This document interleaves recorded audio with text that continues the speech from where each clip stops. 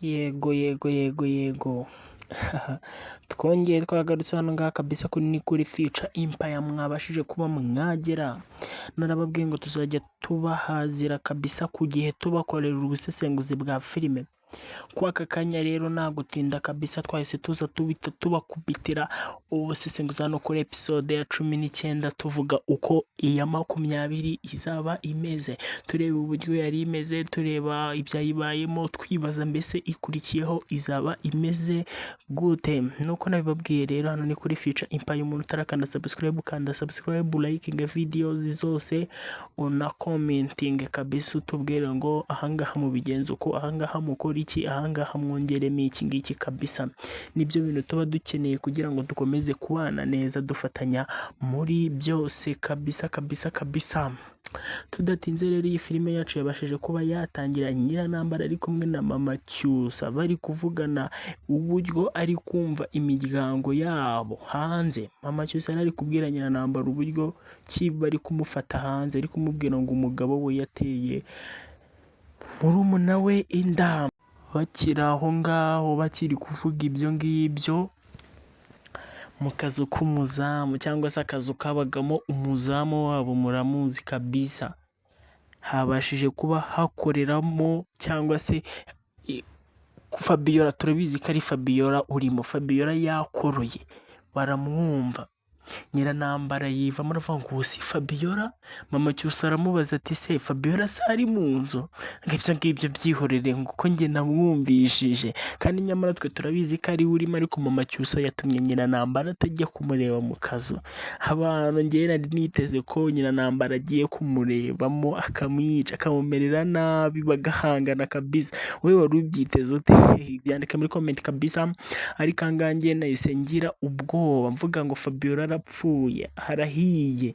Ariko nyine Nyiranambara ntiyabashije kuba agiye kuko Mama Cyusa yamubujije kabisa hano ngaha, birangira atagiyeyo. Nyiranambara yagomeje abwira Mama Cyusa yuko Fabiola ari murumuna we yasigiwe na mama we, akamubwira ngo azamwitire ku mwana. Yamubwiye ko adakeka ko Fabiola ashobora kumuca inyuma bitewe n'uko ari murumuna we n'ibihe baba baragiye banyuranamo. Kandi nyamara twebwe turabizi kabisa. Ahangaha Fabiola yabashije kuba yababaza mukuru we kabisa, ibaza bimenye neza neza neza, yabamuhemukiye kabisa kabisa. Kandi gace kabisa twabashije kuba tureba kadushimisha mu iyi filime yacu. Akandi gace nuko Isimbi yashyiriye Fabiola ibiryo mu nzu, yamushyiriye ibiryo mu nzu bagirana ikiganiro. Isimbi yamubwiye umuntu wamuteye Cyusa kabisa. Ariko hano Fabiola we yanze kubwira Isimbi uwo ari we. Yamubwiye ngo wa mwana we byihorere, ariko twe turabizi uwayimuteye, turabizi kabisa ko ari Papa Isimbi. Kari Papa Isimbi. Baze bigiye hanze byagenda ute? Papa Isimbi yabyitwaramo ute? Fabiola aramutse abivuze ko ari we, hashya kabisa, hashya. Uduce rero twabashije kuba twareba ni twinshi twiza. Mama Cyusa ndetse na mushiki we bagiranye ikiganiro bavuga ku muryango wo kwa Rugema kabisa na Nyiranambara. Byabayobeye, byabacanze, baba bari kwibaza umuryango umuhungu wabo agiye gushakamo. Hano Mama Cyusa yagiriye inama mushiki we kabisa, yagiriye inama mushiki wa Cyusa, inama ikomeye cyane.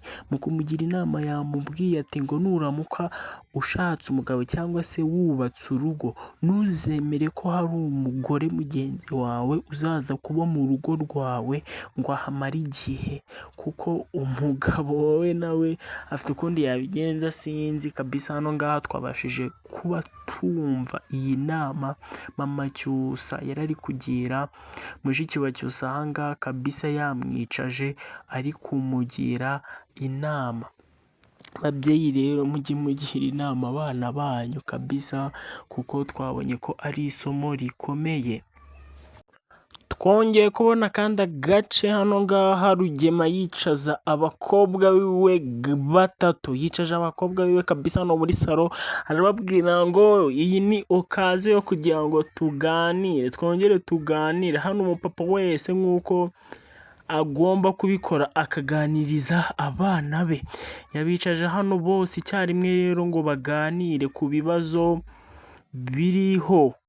Mu kubicaza rero, mu kumara kwicaza abakobwa biwe ngo baganire ku bibazo biri kuvugwa, batangiye gusubiranamo kabisa. Hano Isimbi we na Iribagiza baba ba mwana kabisa. Hano ngaha Isimbi ashinze Iribagiza ko aribo basigaye bajya hanze bavuga papa wabo nabi. Hano ngaha Iribagiza yari ari kubwira papa we ko Isimbi ahinduranya amagambo, umunsi umwe abashinja se, undi munsi akaba ari kumushinjura kabisa. Hano Isimbi nawe nabyumve agashinja Iribagiza na Kanyana ko aribo bagenda bamuvuga nabi hanze ko yateye inda murumuna wa mama wabo. Uru rugamba noneho sinzi kabisa, papa wabo byamurenze.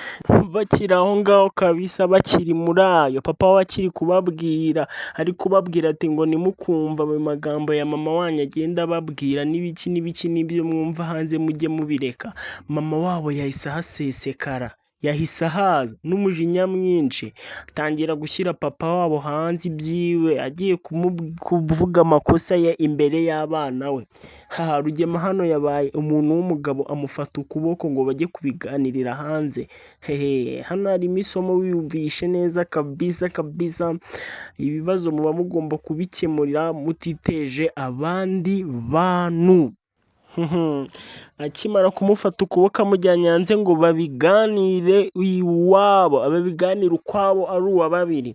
Hano Iribagiza na Kanyana bahise bajya kuri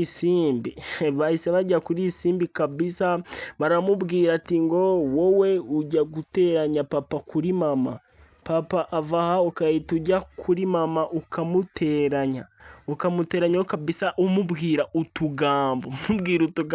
Nibyo bari kumushinja kabisa. Ngira ngo umbwire ngo ni aha filime yacu yarangiriye, dutekereze ku kandi gace rero, dutekereze ku indi episode ya 20 uko izaba imeze. Mbese ahangaha Mukanambara agiye kubwiza ukuri Rugema ko abizi ko ari we wamuteye inda murumuna we. Agiye kumubwira iki gitumye muhagurukana kuriya, ukuri yamenye nukuhe? Ni ibintu by'amatsiko, niko kantu kadusigiye amatsiko menshi cyane. Mbibutsa ko na Iribagiza agitegereje umuti, kandi na Cyusa agitegereje kuza guhitamo umukobwa. Babwira ngo rero dukomeze dukurikire filime yacu tudacika intege, kuko hari byinshi bikiri imbere duhishiwe tutaramenya kabisa. Nkubwira ngo reka tube ducumbi cyangwa tuzongere tubonane ku munsi w'ejo. Babwira ngo wowe utarakanda subscribe, kanda subscribe, liking videos, comment byose, kandi ntiduheme gukurikira filime yacu. Ciao.